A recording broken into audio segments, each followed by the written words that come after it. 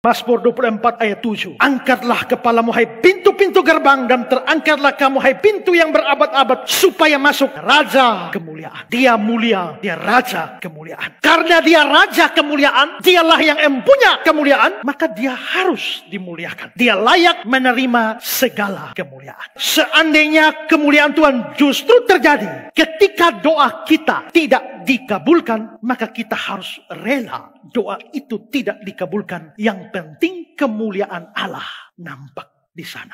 Seorang yang mengasihi dan menghormati Tuhan tidak peduli apakah permohonannya dikabulkan atau tidak. Baginya yang penting adalah apakah kemuliaan Allah ditegakkan melalui doa-doanya atau tidak. Kalau sebuah permohonan dikabulkan, itu membawa kemuliaan bagi Tuhan, dia akan bersyukur. Tapi kalau sebuah permohonan tidak dikabulkan, tapi membawa kemuliaan bagi Tuhan, dia akan bersyukur pula. Paulus mengalami hal ini. Mari kita lihat 1 Korintus 12, mulai ayat 7. Aku diberi satu duri dalam dagingku, yaitu seorang utusan iblis menggocok aku, supaya aku meninggikan diri. Apa duri dalam daging? Banyak penafsir mengatakan ini semacam penyakit tertentu dalam Paulus.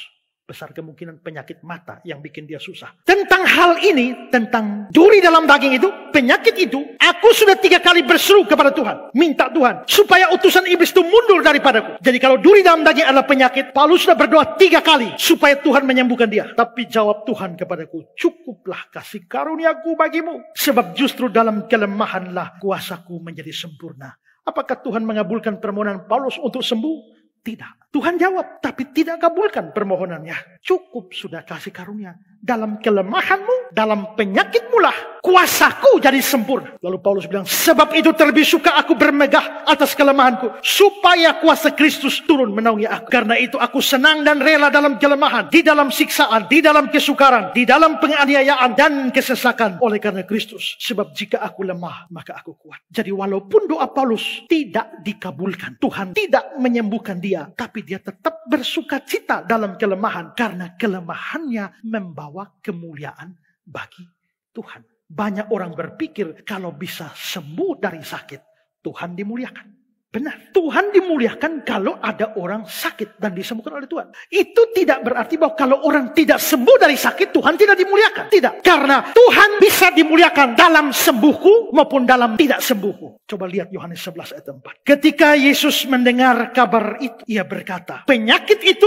tidak akan membawa kematian, tapi akan menyatakan kemuliaan Allah. Sebab oleh penyakit itu anak Allah akan dimuliakan. Saya mau baca kata-kata yang saya garis bawahi saja. Penyakit itu akan menyatakan kemuliaan Allah. Oleh penyakit itu anak Allah akan dimuliakan. Jadi Tuhan bisa dimuliakan bahkan di dalam penyakit. Seringkali orang hanya berpikir penyakit hilang Tuhan mulia, tapi Tuhan bisa dimuliakan di dalam penyakit. Bahkan dalam kisah Lazarus itu, kan Tuhan Yesus sudah dengar Lazarus sakit, sudah kasih kabar. Waktu Tuhan Yesus dengar ada kabar Lazarus sakit, apakah Yesus langsung pergi menolong? Tidak, dia tunda. Ayat 6 Yohanes 11. Namun setelah didengarnya bahwa Lazarus sakit, dia sengaja tinggal 2 hari lagi. Sengaja tinggal, tidak cepat datang. Seandainya Yesus datang lebih awal, Lazarus belum mati, lalu Yesus sembuhkan. Mujizatnya apa? Orang sakit disembuhkan. Gara-gara Yesus tunda 2 hari, begitu datang, Lazarus sudah mati. Lalu dia bikin mujizat. Mujizatnya apa? Kebangkitan orang mati. Seandainya dia datang lebih awal, hanya ada orang sakit disembuhkan. Gara-gara ditunda, ada orang mati dibangkitkan. Mana yang lebih mendatangkan kemuliaan? Pasti orang mati dibangkitkan. Kalau begitu, sengajanya Yesus menunda kedatangannya. Itu memang untuk membawa kemuliaan Tuhan. Kalau Tuhan belum jawab doamu, belum kabulkan doamu, jangan marah. Karena bisa jadi kemuliaan Tuhan akan dinyatakan lewat jawaban doa yang tertunda.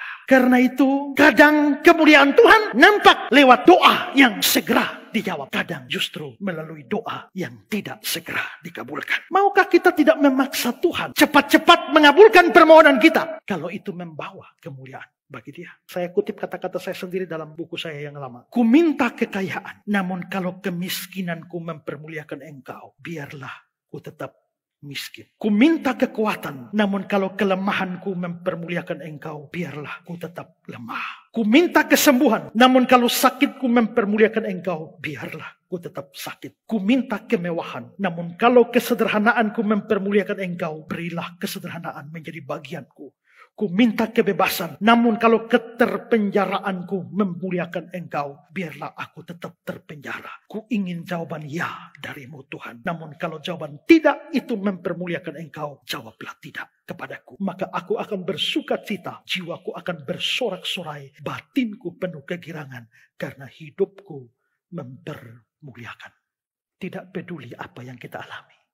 Yang penting Tuhan dimuliakan. Kenapa? Karena Engkaulah yang mempunyai kemuliaan.